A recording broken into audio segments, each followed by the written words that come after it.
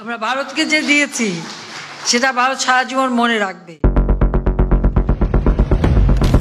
মুরগির ঘাড়ে ঝুলে আছে ভারতের বিপদ। চীন যে কোনো সময় ভারতের চিকেন স্নেকে কোপ বসাতে পারে, এমন আতঙ্কেই মোদী সরকারের রাতের ঘুম হারাম।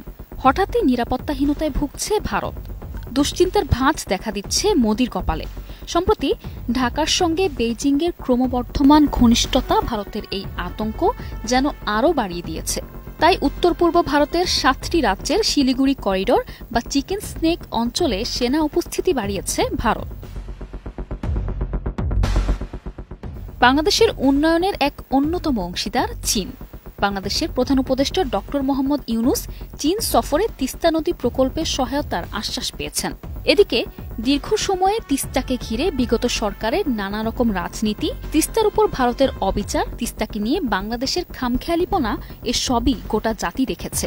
তিস্তা পাড়ের মানুষের কষ্ট কোনোদিন মূল্যই পায়নি ভারতের কাছে, বরং বারবার প্রতিশ্রুতির নামে ধোঁকা দিয়েছে প্রতিবেশী দেশটি। এবার তিস্তা পাড়ের মানুষের কষ্ট ঘোচাতে কোমর বেঁধে উঠে পড়ে লেগেছেন প্রধান উপদেষ্টা ডক্টর মোহাম্মদ ইউনুস।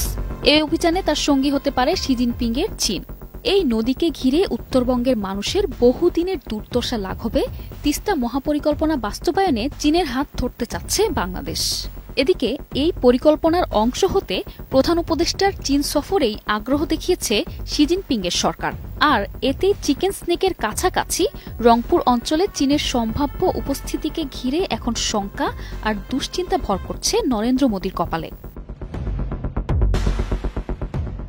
বাংলাদেশ ভারতের আন্তর্জাতিক নদী তিস্তার পানি বন্টন নিয়ে দুই দেশের বিরোধ বহুদিনের। সিকিম থেকে উৎপন্ন হয়ে পশ্চিমবঙ্গ দিয়ে প্রবেশ করা এই নদী বাংলাদেশের উত্তরবঙ্গের 2 কোটি মানুষের লাইফলাইন হিসেবে পরিচিত। তবে বাঁধ দিয়ে সেচের পানি আটকে রেখে জলবিদ্যুৎ উৎপাদন কেন্দ্র স্থাপনের মাধ্যমে ভারত এই নদীর পানি আটকে রাখে। কৃষি আর সেচের বড় ভূমিকা রাখা এই নদীর পানি সময়মতো না পাওয়ায় বাংলাদেশের তিস্তা পাড়ের মানুষ বঞ্চিত হয় মহামূল্যবান ফসল থেকে।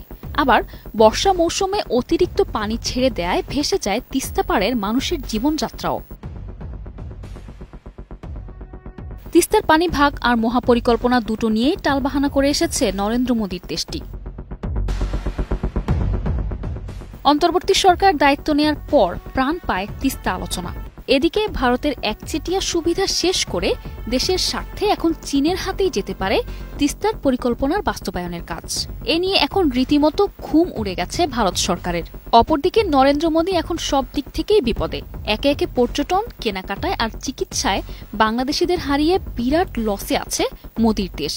এর সাথে এবার যোগ হলো তিস্তার বিষয়টিও।